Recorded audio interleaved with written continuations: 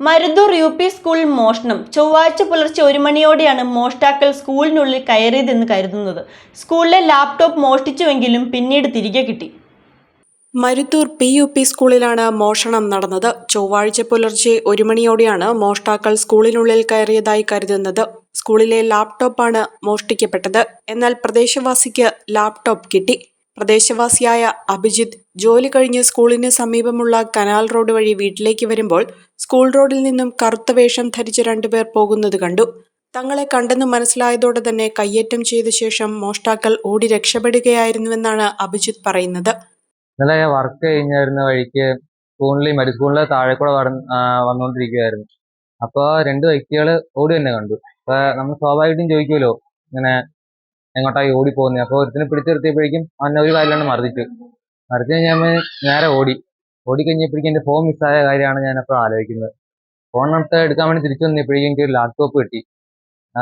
Laptop എടുത്ത വഴിക്ക് തന്നെ ഞാൻ കൂട്ടുകാരനെ വിളിച്ച് ഇത് കാര്യം പറയണ്ടായി. അപ്പോൾ കൂട്ടുകാരൻ പറഞ്ഞ് നേരെ CCTVയുടെ ഫ്രണ്ടിൽ വന്ന് നിന്നു.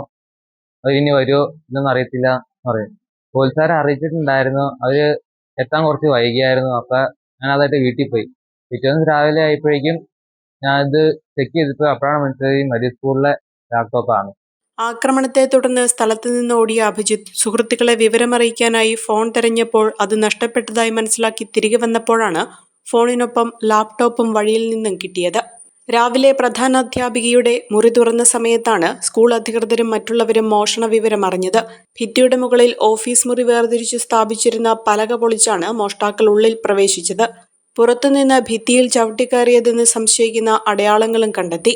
രാവിലെ അഭിജിത്ത് ലാപ്ടോപ്പ് പരിശോധിച്ചപ്പോഴാണ് സ്കൂളിലേതാണെന്ന് മനസ്സിലാക്കിയത്.